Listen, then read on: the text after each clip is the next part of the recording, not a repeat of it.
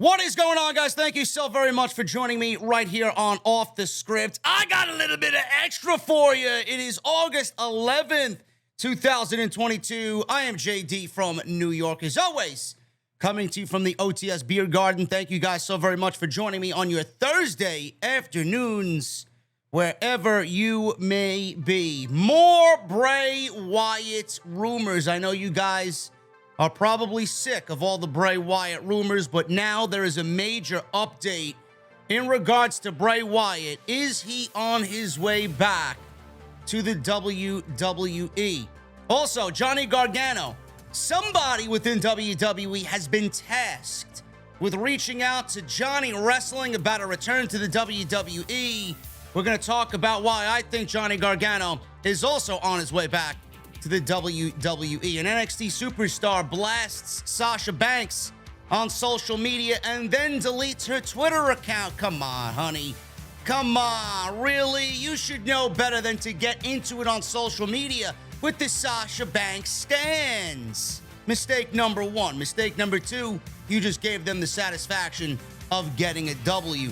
Also, we'll talk about the pay-per-view structure that may be changing in AEW. But Tony Khan seems to think that Dustin Rhodes is a little crazy for what he said about AEW pay-per-views going to 2 nights. We'll talk about all that and more right here on OTS Extra. Make sure you guys, first and foremost, hit that subscribe button down below. So make sure you guys hit that subscribe button, turn on the bell for all notifications, and make sure you guys hit that thumbs up. 1,000 likes minimum today on OTS Extra. Also, make sure you guys join the channel. I don't know what had happened, but YouTube apparently is giving out 50% off discount codes to all its creators in the YouTube Partner Program. So if you guys were thinking about joining the VIP Club and becoming a channel member, you guys can actually get, this month, I believe, your first month as a channel member 50% off. So if you guys want to hit that join button, instead of $4.99 to join the channel membership, you guys can get it for $2.50. So make sure you guys go and hit that join button and become a VIP. Lots of cool shit coming to the VIP section right here on Off the Script. And make sure you follow me on social media at JD from NY206. That's Twitter, Instagram, TikTok, Cameo, and everything you need is linked down below in the description of this very video. We had an NXT superstar. Superstar may be stretching it a little bit, but an NXT star in the women's division has deleted their Twitter account after a controversial Sasha Banks comment that caused huge backlash.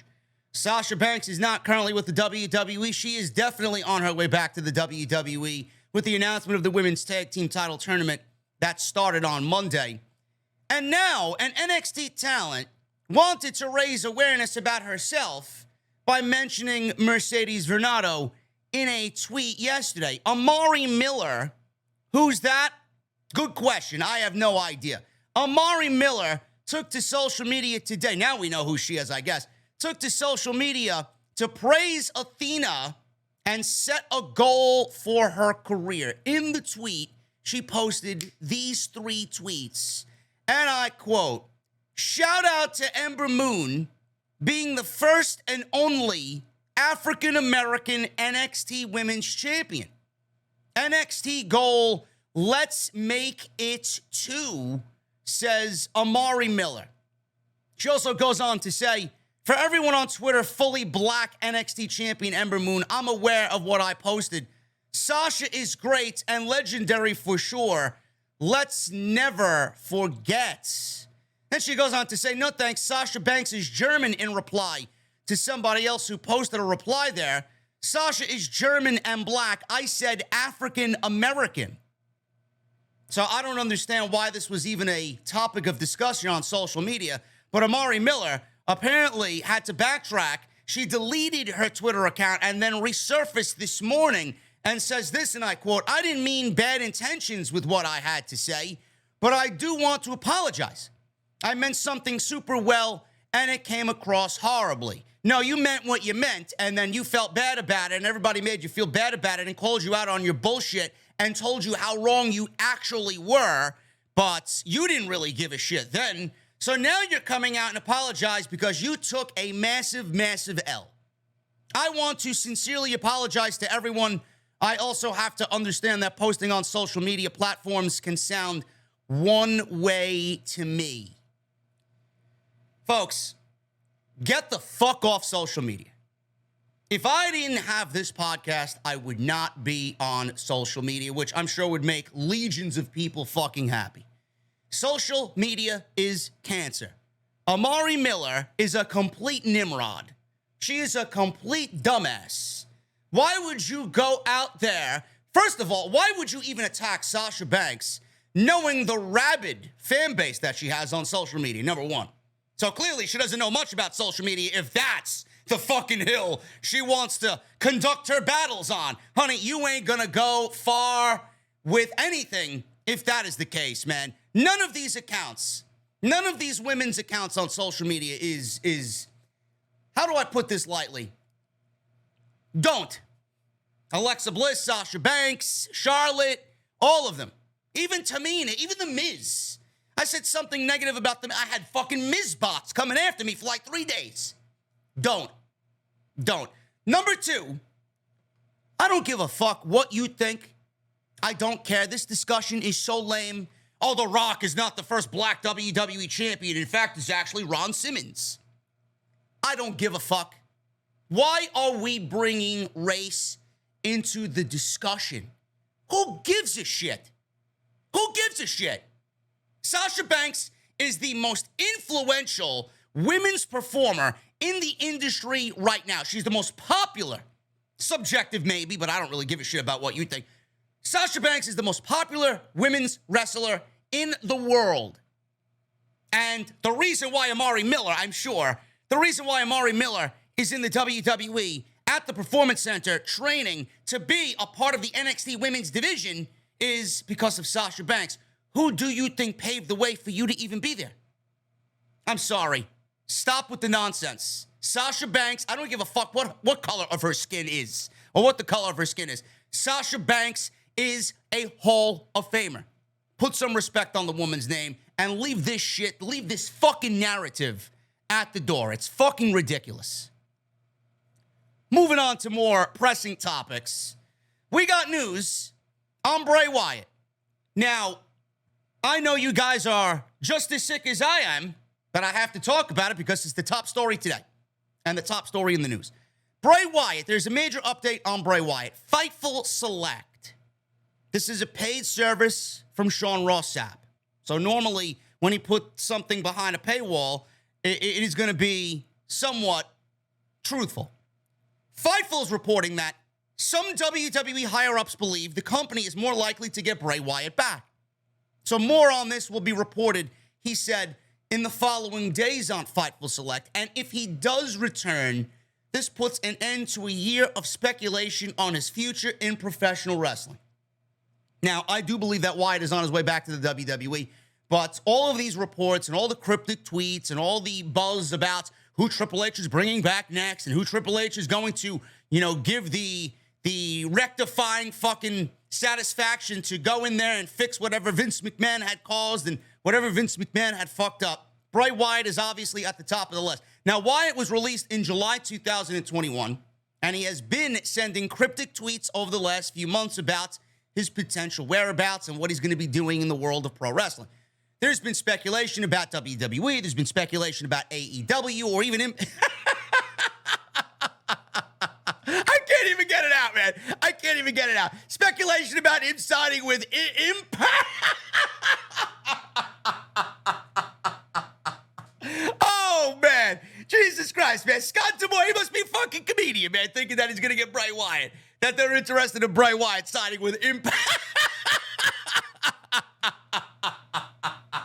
I can't, man. It's so funny. It's so funny. He's not going over. He's not going to the Impact Zone, man. What is he going to wrestle in front of 5 people? Give me a break.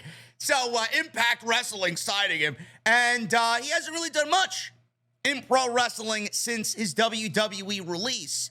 The only major convention that he's done this past year is WrestleCon in Dallas during WrestleMania weekend. Last April, Mike Rotunda, the father of Bray and Bo, said that his sons Bo and Bray are not done in the wrestling business. He said this, and let me go back and backtrack and kind of reintroduce you to what he said. He says, and I quote, they're definitely... That Impact thing is still fucking making me laugh, man. They're definitely not maybe done, he says. They're definitely not maybe done, whatever the fuck that means. I don't know. They're kind of ... got their foot in and going in with a couple of different things, trying to see what's available. So, maybe we'll see them back. Maybe you won't. I don't know yet, but I don't want to speak for them either because I know they're trying to reach out and get some different things going. End quote. Now, John Cena, which I'll talk about in a second. John Cena, who normally puts stuff on social media to try and get fans buzzing, John Cena's in the know on all this shit, man. John Cena is someone that has his ear very close to the ground in WWE. He's still very much WWE, even though he's not there on a full-time basis and he's going Mr. Hollywood. John Cena usually puts out these cryptic tweets, nothing of any context. It's just a picture on social media. John Cena shared 2 Instagram posts this week about Bray Wyatt in relation to Bray Wyatt. The first was the long message that Wyatt put on Twitter that you can go and check his Twitter page on, and it's just long about, the story of professional wrestling and all this other shit. The long message that Wyatt put on Twitter, where he cryptically wrote about his future. Since then, Wyatt has claimed that has nothing to do with the next move he is about to make. In the second post, Cena shared a photo from his and Rotunda's Firefly Funhouse match at WrestleMania 36 in 2020. Now, let me say this again. It should be noted that Cena posts photos on the account without any explanation for his fans to interpret on their own. But it's interesting that he shared the posts on Bray Wyatt so soon after this latest report. And then, obviously, in the same week where Wyatt put out that long iPad-written notes he posted to Twitter on professional wrestling, in the same week he did that. So Wyatt will no longer be working under Vince McMahon if he comes back to the WWE, which is the reason why he got fired, because creative differences arose. Vince McMahon wanted more from the Firefly Funhouse in his own image. Wyatt did not agree with what Vince McMahon's creative vision was for the Firefly Funhouse and The Fiend. They ended up giving his character to Alexa Bliss, which completely destroyed the entire fucking character. And now if he comes back, I'm assuming that Triple H would give him a little bit more creative freedom to do what he needs to do, as long as he stays within the boundaries, and not have the handcuffs on because of Vince McMahon and Bruce Pritchard. So Triple H getting Wyatt is going to be a vastly different Bray Wyatt than a Bray Wyatt we saw operating under Vince McMahon's creative. So that is very exciting to me. But like I said, I say this all the time. Wyatt is going back to the WWE. Wyatt will be back in the WWE this year. He is going back. The man he is very, very creative and very intricate. He doesn't want to go anywhere else to tell a new story. He feels sad. He wants the redemption story. He wants to tie up, especially now, the motivation is there more so than ever before, to go back and tell the story the way he wanted it. You don't think that's enticing to him? You don't think that is going to be exciting to him? Wow, I don't know if I was going to go back with Vince there. Maybe my story wouldn't be able to be told the way that I want. I'd have to dance around certain things, and it wouldn't be fulfilling. Now with Triple H, it may be even more of an interesting idea to go back. Maybe he'll be allowed to tell the story the way he really wants to tell the story, and that's what's most important to him. That is what is most important to him, and that's what's going to draw him back to the WWE, creative freedom. And I think the new administration is going to give him the creative freedom, because I do think that Triple H knows better than anybody about what these guys went through under Vince McMahon and what the limitations were on them. This is going to be great. Definitely something to follow. Normally when John Cena Instagrams a picture of something, normally it comes true. Normally. He did the last thing that we saw him tweet was Austin Theory, and the next thing you know, we see him on TV on Monday Night Raw in a segment with Austin Theory. We were getting rumors about an Austin Theory-John Cena match at SummerSlam, which obviously did not happen, and I have my reasons why that didn't happen. I think John Cena wants to keep a clean image, and I think he knew what was going down with Vince McMahon, and he didn't really want to be working for Vince McMahon while the investigations were going on. So I feel like John Cena, when he posts something on Instagram, more than likely it is him kind of, I guess, revealing the fourth wall, and John Cena knows what's going on. I do think Bray Wyatt will be back in the WWE. Somebody I also think will be back in the WWE is Johnny Gargano. Shawn Michaels has reached out and tasked with reaching out to Johnny Gargano about a potential WWE return. So Gargano has been a free agent since his WWE contract expired back in December, not signing or even wrestling anywhere once. So he is looking like a fucking genius at this point. Fightful Select is reporting that they have an update on Gargano, noting that at the very least, Shawn Michaels was tasked with reaching out to Gargano shortly after the change in management. No details about how the conversation went have been heard, but Shawn Michaels was in contact with Johnny Gargano as of this week. Many have speculated that Gargano would be set to make his return on Raw in Cleveland on Monday, but that did not happen, and I do think that we will eventually get Johnny Gargano in the WWE. Now, Grayson Waller on NXT mentioned Johnny Gargano, that he booted Johnny Gargano out of NXT and he sent him packing. I believe Grayson Waller was getting into a back and forth with Apollo Crews on NXT. Yes, Apollo Crews is now on NXT, actually wrestling very well on Tuesday night. But Johnny Gargano going back to NXT would be a fucking mistake. He's not coming back to the WWE to go to the fucking Tuesday night show. Give me a break.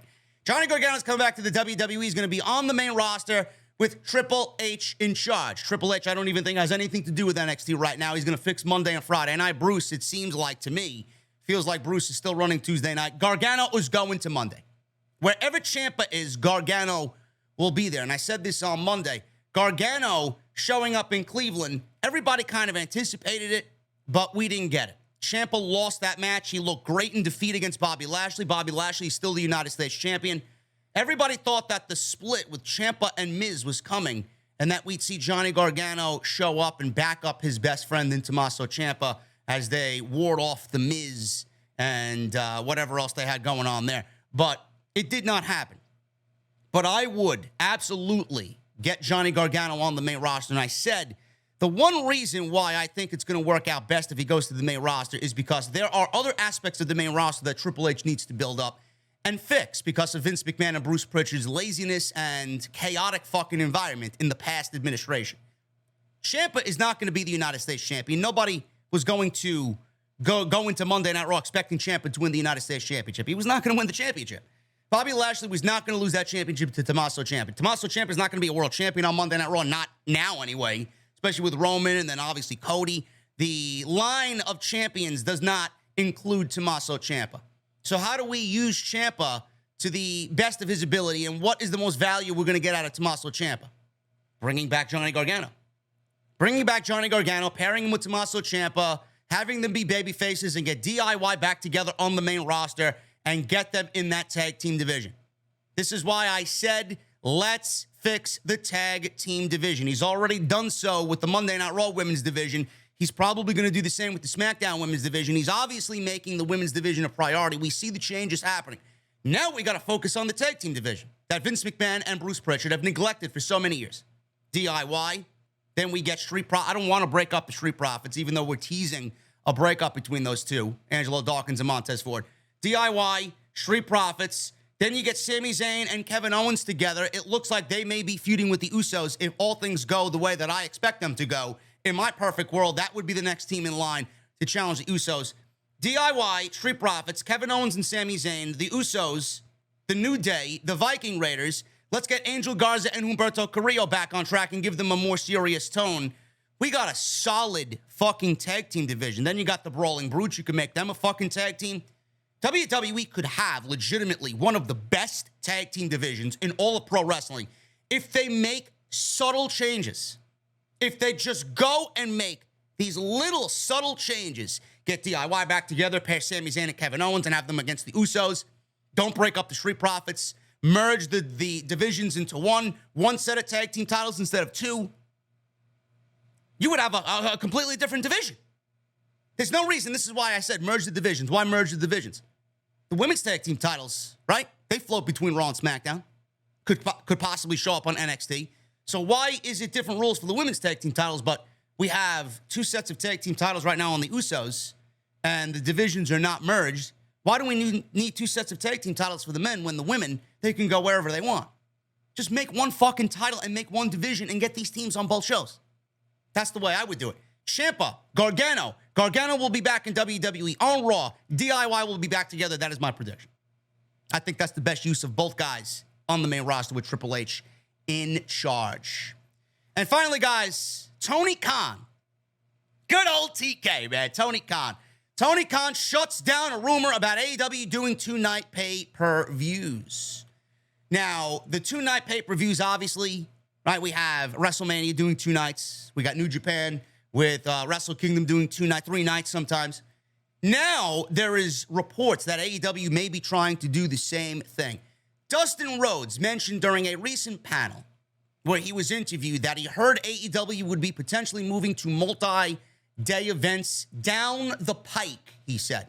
AEW pay-per-views are typically over 4 hours long, way too long for my liking, almost 5 hours, 4.5 hours. They don't end until about 12:30, 12:45 on a Saturday or Sunday. This has been criticized by many fans, including me. AEW President Tony Khan has made it clear that the promotion will not be moving to 2-day pay-per-views. He says, and I quote, "I saw a report that we were talking about doing 2-day pay-per-views yesterday, and I was like, who said that? And then I looked, and it was Dustin Rhodes. I was like, why would Dustin say that? I love Dustin so much, but I was surprised that he said it because it's not something we really internally seriously discussed." Khan did add, and I quote, "For at least the long-term foreseeable future, I still see all pay-per-views being the great one-day events we have been doing." When Ring of Honor, I said this, if I could find the fucking clip, I may put it in the show. I may be lazy at the end of all this, but during the Super Card of Honor show, I said this during that post-show when we went live after Super Card of Honor back in April, WrestleMania weekend. I said this word for word. And you guys can go and quote me on this if you guys want to go and find it yourself. If Tony Khan wants to do Ring of Honor, if Tony Khan wants to bring back Ring of Honor and have it be a staple, weekly television, live events, right, pay-per-views, it would need the AEW machine to back it. Meaning, look at what TakeOver did. Look at what Triple H did with Black and Gold. Every major WWE pay-per-view, the Royal Rumble, WrestleMania, SummerSlam, Survivor Series, and then they added Money in the Bank down the line. 5 major takeovers that accompanied 5 major WWE pay-per-views. All the WWE flagship events, there was a takeover that Saturday. Tony Khan needs to do that with Ring of Honor. There needs to be a Ring of Honor pay-per-view on Saturday before Revolution. Ring of Honor pay-per-view on a Saturday before Double or Nothing. Saturday before All Out. Saturday before Full Gear. 4. You want to do New Japan Pro Wrestling with Forbidden Door? Have that be 5. But I would not really dip my toe into overexposing the Ring of Honor pay-per-views more than you really need to. 4 is more than enough for Ring of Honor. You want to do 5, 6 for AEW? Fine, but 4 is enough for Ring of Honor. It gives Ring of Honor the opportunity to piggyback off of AEW. 2-day events. We're not getting 2-day AEW events. That would be fucking ridiculous. It would lower the value of AEW pay-per-views, quality over quantity. But what I would do, what I honestly think Dustin Rhodes was talking about is he didn't really say what he was talking about. What I think he's insinuating is that they are going to two-day pay-per-views or 2 Saturday and Sunday pay-per-views, but it won't be AEW. And Tony Khan wanted to dumb down this rumor because I do believe that he is internally talking about doing Ring of Honor piggybacking off of AEW. I do think that's what Tony Khan is insinuating here, or kind of trying to dumb down. No, we didn't talk about it because Dustin let the cat out of the bag. I do think that there is fuel to this fire. And I do think Ring of Honor will be piggybacking off of all of AEW's major pay-per-views because it's the best thing for the brand. It really is. To make it a destination weekend, Ring of Honor and AEW pay-per-views, it is perfect. It is the old takeover model with WWE major flagship shows. It works. It works. You're going to be there for AEW pay-per-views? Why not go see Ring of Honor the night before? It's a beautiful thing. So yeah, Tony Khan's obviously saying, yeah, we haven't internally discussed it, but you know that this man is not going to reveal his cards at the table until he's ready to reveal his cards at the table. Dustin Rhodes let the cat out of the bag. Tony Khan had to fan the flames. But what I do think is happening here is Ring of Honor will be the 2-day event that Dustin Rhodes is talking about with Ring of Honor on Saturday and AEW on Sunday. Mark my words. When it happens, you'll know where you heard it. Guys, that's all I got. Hopefully you enjoyed this podcast today or this video today. Let me know what you think down below of all the top stories right here on Off the Script. If I have anything, I'll be back tomorrow with more extra. Lots still to come this week. We'll be live tomorrow night with SmackDown and Rampage. We'll be live on Sunday nights with the flagship podcast, episode 440. So make sure you guys hit that join button, get 50% off, and join the chat, VIP only, on Sunday. Go check out all the other videos that you might have missed on the channel. Tons of it there. Monday, Raw. Tuesday, NXT. Wednesday, Dynamite. And make sure you guys check out Sunday's show from this past Sunday. Awesome, awesome stuff that you might have missed on the homepage right now. Hit that subscribe button. Turn on that bell. Hit the thumbs up.